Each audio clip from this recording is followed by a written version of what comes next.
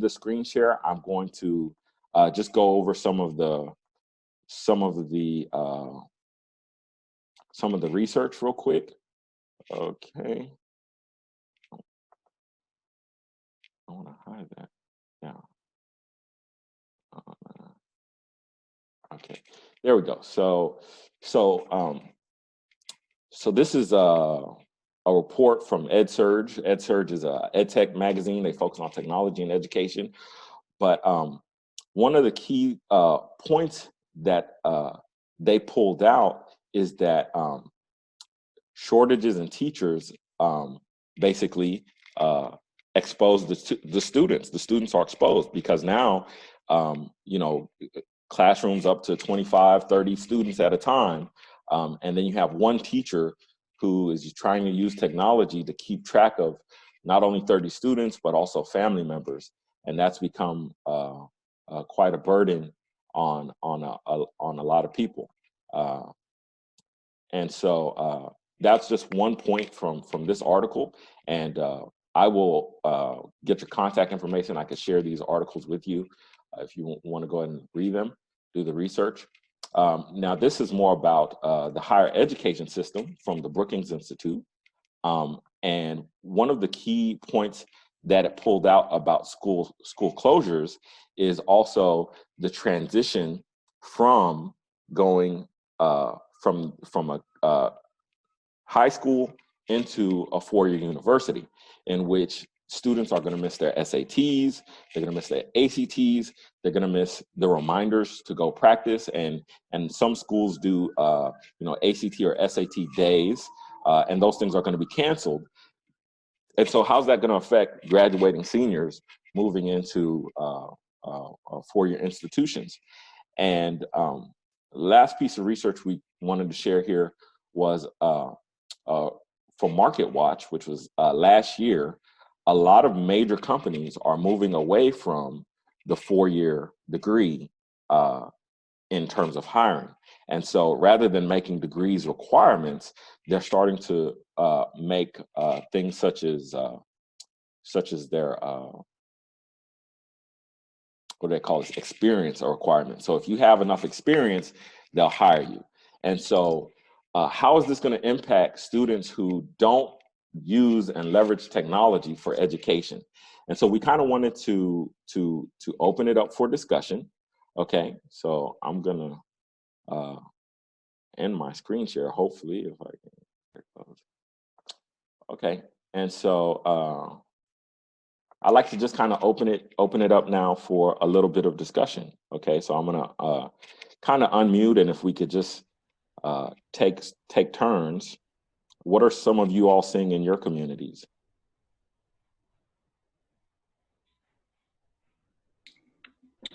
Well, as for me now at my school, a lot of the students don't have access to technology. And so that is one of the things that we are trying to resolve now. The schools being able to distribute technology to families. And in my school situation, we don't have enough technology. So they are distributing the resources per household. So that is a lot. That is causing for students to have to share that one piece of technology throughout the household, whether it be 2 scholars in the household or maybe 5 scholars in the household. So that's kind of an issue, because with a schedule that teachers have to educate throughout the day to keep up that schedule, but then that scholar having to share their technology with their sibling or whoever else lives in their household. Mm-hmm. Mm-hmm. And are these laptops or tablets? Yes, Chromebooks. Tablets. Mm-hmm. Okay, thank you for sharing that. Anyone else?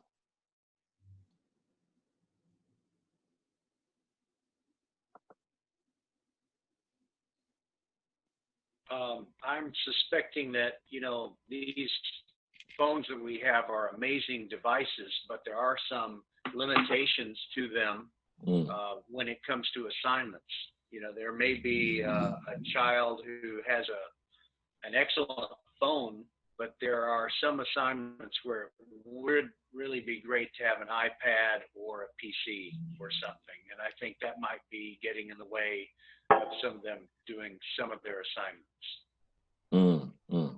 Yeah, and so you're starting to see your students actually try to use their phone versus the laptops, but just that assignment is too difficult for them to come across, is what you're saying? Right. Sometimes it seems like it's easier to use a keyboard that is as big as your hands, and there's a difference between texting and doing this kind of stuff for an assignment. Absolutely. Okay, thank you for sharing that. Anyone else? I know from my experience, sometimes it's the software that they're requiring the students to use that can be a little slow and outdated. A lot of times when there's multiple students on their software trying to do access to their assignments and quizzes, it may kick students off. They may have to start over. Their pages won't load. So it seems to be that whatever math software they're using to try to accommodate may not be the best practice or the best method to go about doing it. Okay, so it's the software is kind of dated. Okay. Anybody else? Yeah, sometimes the students will tell me that the web browser doesn't support what we're giving them to do. Some of the assignments, and I can give an example, in our district, we use iReady as a learning tool for review. Some of the concepts that the students are struggling with, and a lot of my students are unable to log into iReady. And a lot, like Mr. Smith just said, they only have phones. And a lot of times they don't have Apple, they might have Android. And for sure, they run into difficulty with that as well. Okay, so sometimes, the application that they're using is Apple ready, but it's not Android ready. And so it kind of runs into that technological issue right there. Okay, wow. Yeah, and I think this has just caught everybody off guard. So there are a number of different challenges and frustrations here. Does anybody else want to share?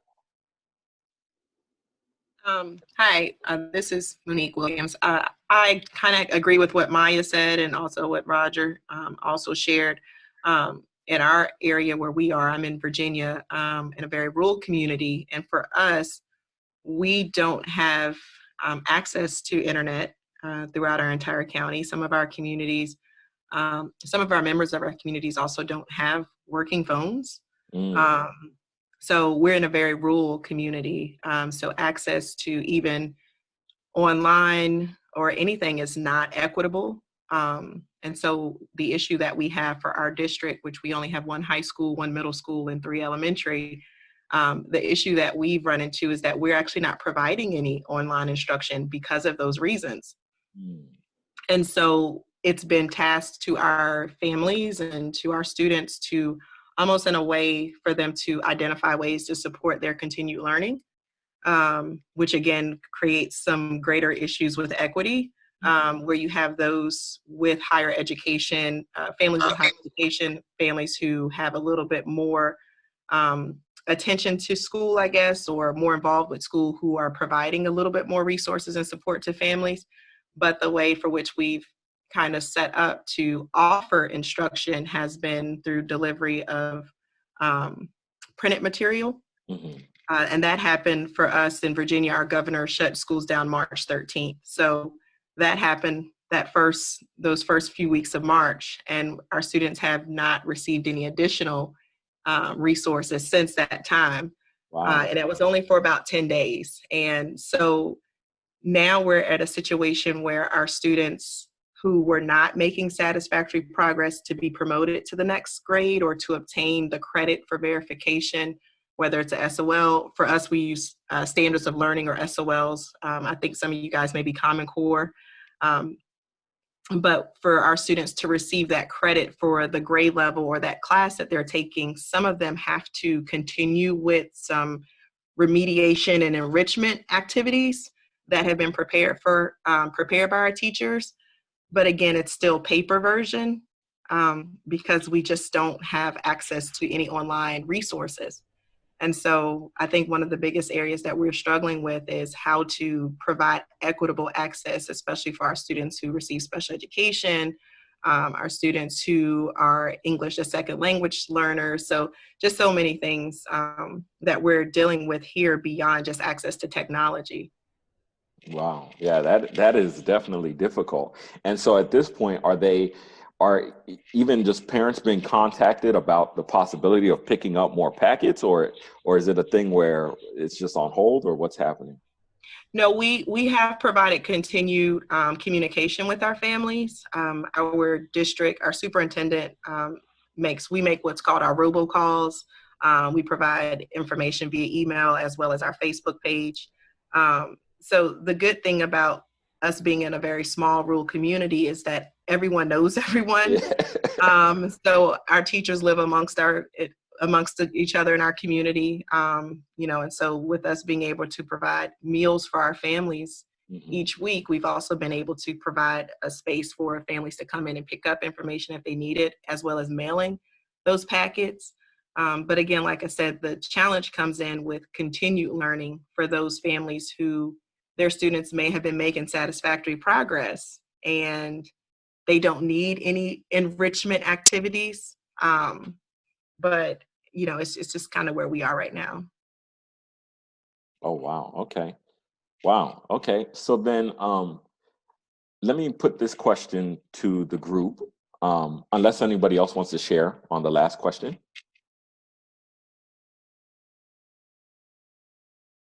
Okay, so I'll put this to the group.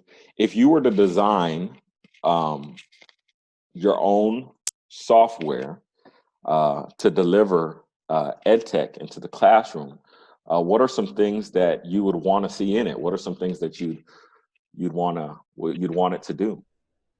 Well, I'll chime in. I guess, again, just to piggyback on some things I've shared, if we were to design some software, I think something that would be accessible online and offline would be very valuable for us. A way that information is, whether it's recorded and available for a download or something, because again, if we have limited access to internet, if it's all internet based or would require any web connections, that would definitely be a challenge for us.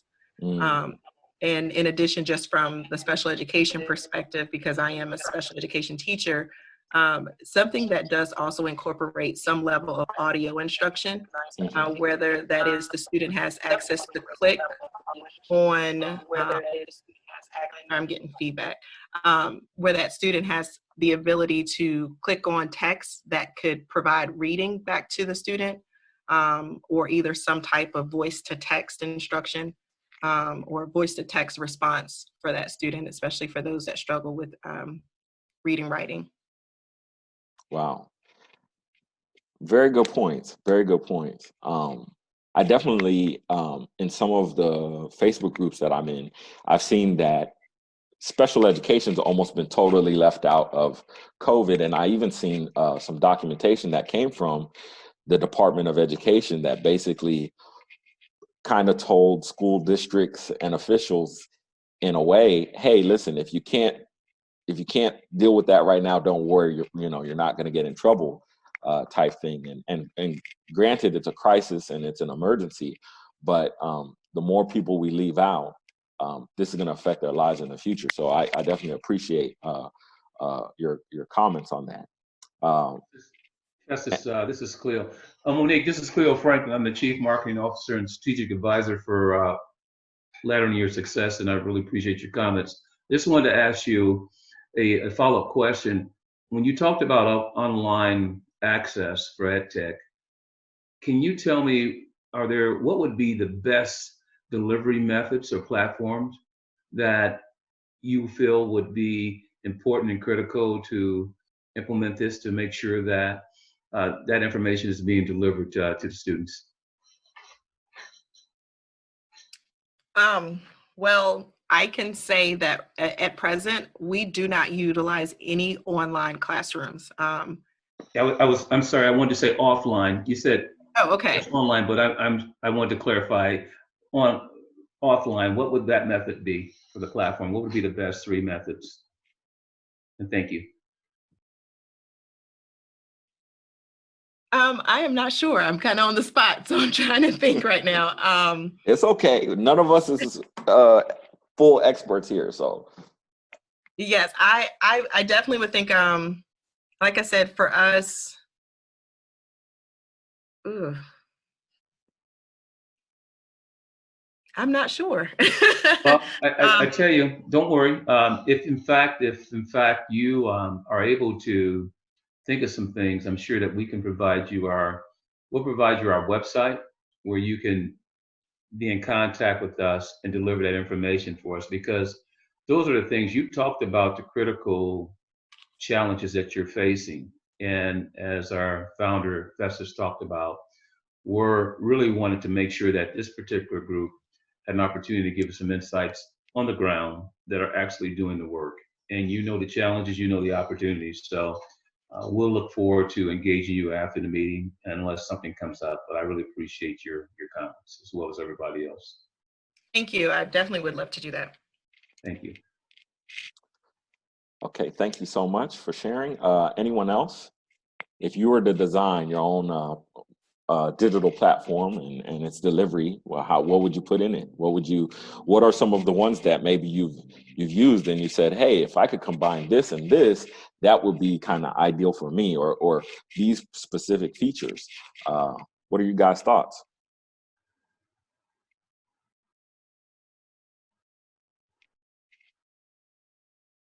I don't really think of myself as a designer of anything, so I think of myself as more of a consumer of things that others design.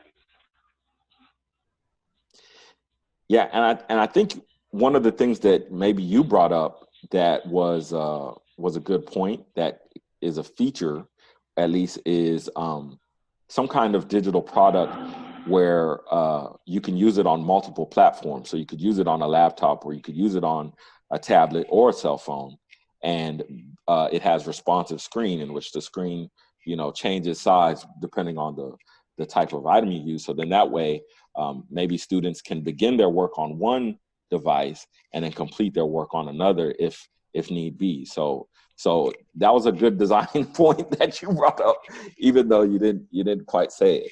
So thank you. If I could just chime in, Roger, you make a good point of distinction between a designer and a consumer. And Festus just talked about one of the things that you did provide to us. As a consumer, are there certain other elements that you would like to see delivered to you? Well, it's always helpful if you have something that saves your work even passively, even if you don't have to save your work, because you never know if you could get an interruption in your connection, and maybe something that you had worked on for a long time might be lost. So that would be a very valuable thing to auto save in fairly short increments. And I'm kind of on the side, that might be the only one I can come up with for a few minutes.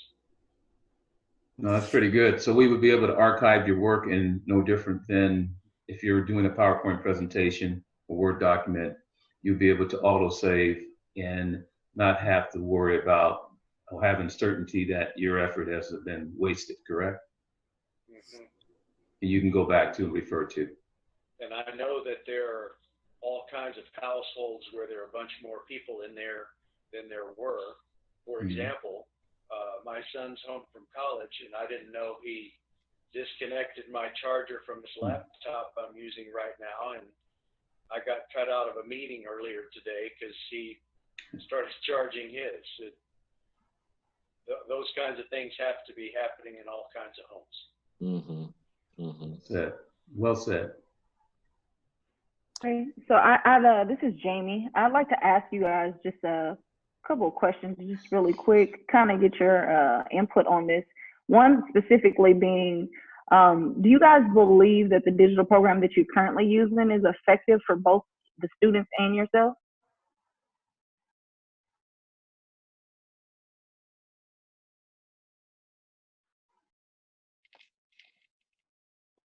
Oh, Morgan said no in the chat. No. I believe Lindsay was speaking, but she's on mute. Sorry about that. Yes. I would say no, it's not really that effective. We're using a digital platform that it has a lot of functions, but the navigation is somewhat complicated. It's not user friendly. If I were to design, or as a consumer of a digital platform for education, I would want something that's a little bit more seamless and user friendly. That's probably more aesthetically pleasing to the eye, and that will allow for easy communication between student and teacher, without taking several steps to try to make the communication make sense, if that makes sense what I'm saying. Okay. And so more user friendly. I know that it would, especially for the students, it would be a bit challenging to have something that isn't user friendly, simply because it'd be harder for them to access, as they might already have some issues accessing what they have. Now, as far as the having access to it being more user friendly, as far as the actual education, as far as the actual material that you're utilizing, do you think that it's getting across to the students since they are from home, they're working from home? In my experience, it has changed the levels of work, the quality of work that students are submitting. It's hard to hold them accountable, since everyone's at their own space and going at a different pace. So I've had to be, as an instructor, flexible in my expectations of what students are submitting, because my students are dual enrollment. They're high school students, but they're also enrolled in college as well. So I have to be flexible to understand, while they are advanced, they are still 14, 15, and 16 years old, and still need more support that they may not be getting at home, but don't have the access and resources to get, because they are now engaging in distance learning. Okay. And as Would a anybody professor, it's hard to support them with the platform that we use to give them the help that they really need for feedback and for improvement. Okay. Yeah, that was one of the concerns I sort of had, is just to ensure that the students are still getting they're understanding the material that they're actually having to study. And it's a lot harder when they're a little bit younger, trying to focus at home, when they still want to be doing anything else. So yeah. Does anybody else have any input on that? Anybody believe that the material is actually beneficial to the students? I'd like to speak. So my district, or my school, is using iReady. So just to piggyback on what Roger was saying, that is not accessible on all devices, and it only really works on Apple products. But by me being in primary with with kindergarten, just to have, like, if I could design something that's engaging, and design something that will have a lot of parent input, so something where they can be able to work with the students as well, because I almost feel like my kids are not getting the same rigor and the same instruction now that they're online, because a lot of them are not even on kindergarten level. So just to have them on these programs, and they're just going through like it's a game, it's not like they're really understanding what it is. So just to have some type of engagement that would help, like, the parents to be able to work with the kids, as well as like I think somebody else mentioned, a way that students can easily, communicate with their teacher as well. That would be something that I will design in there, like maybe like a back and forth chat, or something that's just easy for them. And then, like, with the like I said, with the kindergarten, it's kind of hard for them to use technology when they don't even know letters, numbers. Some of them are not even on a level where they can read sentences. So a lot of the programs that I've used in the past have them reading, when some kindergartens are not even on that level. And it's interesting that you bring that up, because I think that ties back into what Monique said about having the text to audio type situation. I definitely think that'd be something that would work. Let me see. Roger put in wondering about campuses and districts other than mine. We are being directed to make things bite-sized for our 5th and 6th graders. We're supposed to keep lessons, videos short and not as rigorous. And Maya just said rigor, so I hear you. I don't think it's going to be challenging enough for some of our kids to keep them interested. Thank you, Roger. I definitely think that's a really good point. And I think to that point, and this is something that I'm sorry, Monique spoke on earlier, is being able to change the variety of the work for the different students, so that even though you're sending out technically one assignment, you can have some variance in terms of its the IEP for those who are kind of special needs, whether gifted or talented, or kind of lower on the spectrum, so that they're all getting the same work, but it's just more rigorous for those who need it. I think that would be something that would be very, very, very useful. And I really appreciate the time everybody took to be here. And Mark, I hear what you're saying, Mark. Parental involvement is key. We just kind of want to talk just real briefly, maybe for the next about 5 minutes, about what we're doing. Jamie, if Okay. All right. Can everyone see it? Yep, you're good. Okay, so just a little bit about what we're actually trying to do. Festus, did you want to start off, or you want me to go ahead? No, you got it. Okay. So what exactly we haven't launched it, but we are on the verge of launching. And what we are exactly trying to do is for students who may want to go to college or don't want to go to college, we want them to understand that there is college, if that is not their actual goal, that there are other skills that they can develop. So when using the application that we have, we want to give some relief to students as well as the teachers, instructors, parents. What will happen is there will be things like being able to accommodate your lessons plans and edit them to accommodate your specific students. I'm sorry, I'm scrolling. Just want you guys to see exactly. And we'll also send you guys the link to our website exactly what we offer and everything.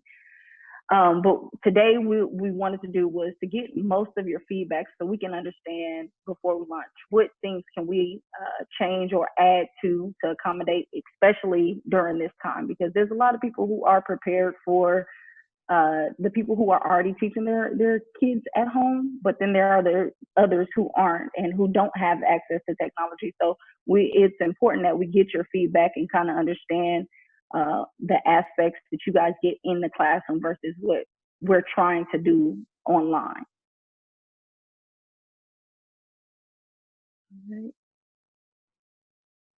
Okay, Festus, you want to add? Yeah, if you could just scroll up just a little bit. Okay. Well, down. It would be down up to the top. There we go. There you Thank go. you. Okay, so what we are is we're a social enterprise here in Houston that wants to be able to give back in and through education. And so the way that we want to do that is we want to be able to pull all of the stakeholders of education together, the community, the nonprofits that serve in your communities, and just pull those resources together, but in and through technology, because we think technology gives us all a great advantage, but it also has to be simple enough for people who are like parents who maybe haven't finished their education or completed their education, or who don't have a lot of access to technology to be able to use it. And so even though we've created several products and services for schools, we think that the most important thing is reaching the heart of the child and building a relationship. So we also want to integrate other aspects of education into software, where students can have a mentor online. And then students can also have tutors online, so that maybe it's not always about the parent teaching the child. math that they haven't seen in 15 years, right? So they can have access to those things. And so these are the things that we're developing in our technology, in our app. Currently, we do have our book available, and our book is a great book for any kind of CTE program, any kind of senior seminar, or kind of life skill development program. We focus on not so much just trying to force kids to learn the assignment, but to encourage them to learn how to reach out for help, to learn who the kind of right help is, and really just trying to become lifelong learners. And that's kind of what we're building. But we need educators to come on board alongside us to support us in this effort. And so one of the ways that you can support us is simply just visit our website, find out more information about us. That's one quick, easy way you can support us. Another way that you can support us is by joining our social media. Most of our social media is under Laddering Your Success. And so for those on Facebook, you could just type in Laddering Your Success. For those on Instagram, it's Be No Do, which is our core methodology for how we believe students should be taught. We think that the first and foremost thing is that teachers, administrators, anybody who's dealing with a student needs to know that that student is a being, and that student needs to develop in their values, their character, and their principles first and foremost, because those things are going to drive other forms of learning. And that is where we talk about knowing that students need to be able to know what resources are available and know how to use those resources to be able to accomplish their task. And finally, it's executing with excellence in all that you do, and bringing all of who you are into any kind of academic situation. And so, and even those things that are beyond academic situations, because we believe that the next generation of students are going to be problem solvers. And I know some of you have already seen some of your students do some very unique things to try to get work into you, regardless of the circumstances that they're in. John Hope Bryant, who's a very inspirational person to me, says that for community to change, you only need 10% of that community to actually be influential. You need 10% of that community to be business owners, to be leaders, to be dynamic in what they do, and the rest of the community will follow behind them. And so we're hoping that you're going to be part of our 10%, helping us out by giving us your ear, giving us some feedback, and we could go from there, and we could grow from there together. And so some of the opportunities that are coming up is probably in the next 2 weeks, where our app is going to be open, and it follows a very similar layout to most other educational technology that's out there, but it does have some key features already in it that I think are going to be able to help with instructions. For example, you could record videos and send those videos with the assignment, so the assignment is explained via video to your students. Also, your assignment is created in the app according to your lesson plan. So basically, once you get your scope and sequence at the beginning of the year, and you type in whatever your state standard is, or your SOL is, or Common Core standard, it's automatically going to start to generate lessons for you. Just one lesson, and that lesson is going to be differentiated by you, modified to your students' needs. So these are some of the things that we're going to be able to hope to deliver, which we will be delivering in August. And so now we need you guys on board with us.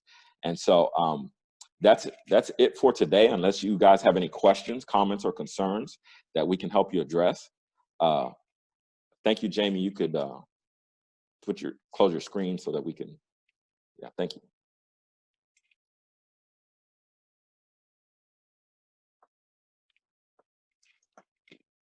Anyone, any questions, comments, or concerns?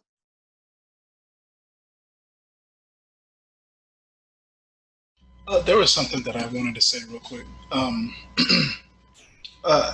if you don't mind, I want to pose this to everyone out there. It's something that I've actually noticed myself. How is the communication between you as a teacher and the parents? Mark, said it right there. He said parental involvement is key.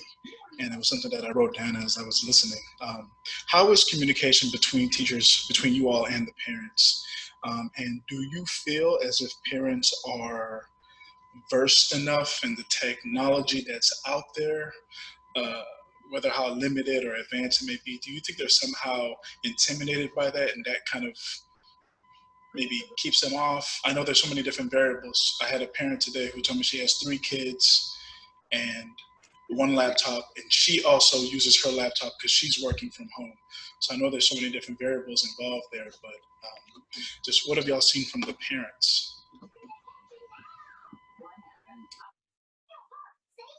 Well, I brought that up, you know, because it's a barrier, and like you said, and I know Festus, he said it.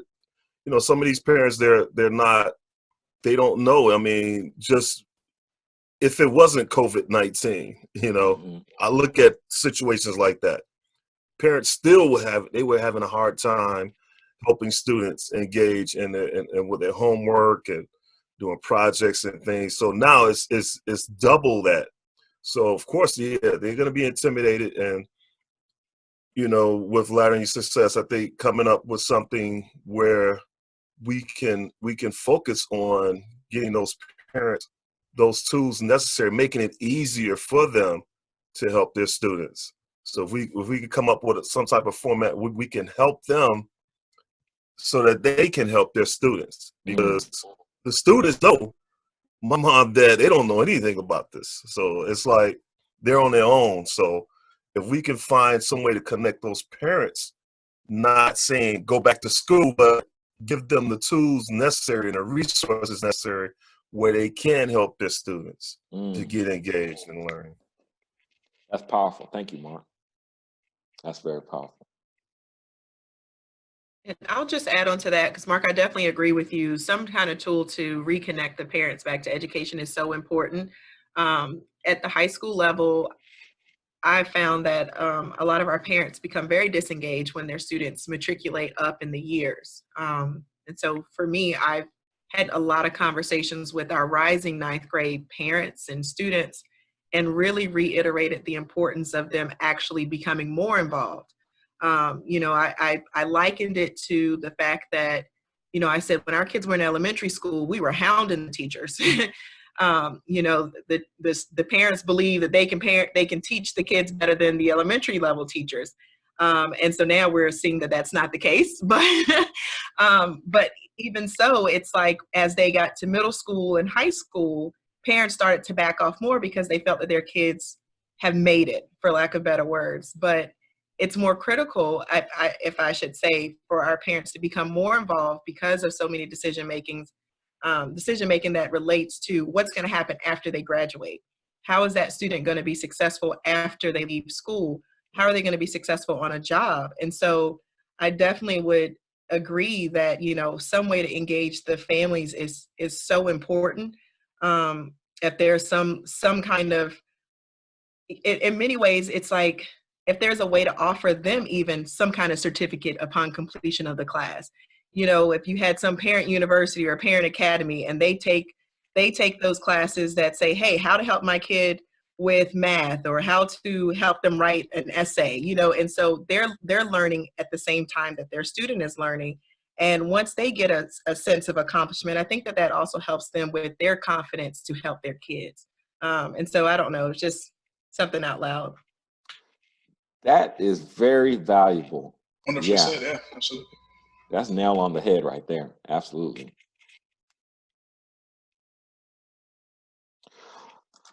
Well, yes. Thank you all for joining us. And our next meeting is going to be on the 30th. And so 2 weeks from now, we're going to have another Zoom call, and we'll have a slightly different topic, but hopefully still moving us forward and kind of resourcing us on what to do. Yes, Cleo just typed in our information into the chat, and so yes, we greatly appreciate each and every last one of you taking the time to be here today. because you all just provided something very valuable, not only to us, but to each other. And so for that, we're truly, truly grateful in just sharing this experience with you. Again, this video is recorded, so I'll send out this video to you. I know some people came through Olay and Cleo as well, and Jamie. And so if I don't have your contact information through Zoom, I'm going to go ahead and just tap one of them to make sure that you get it in case you want to view it or share it with someone else later, okay? So thank you all so much.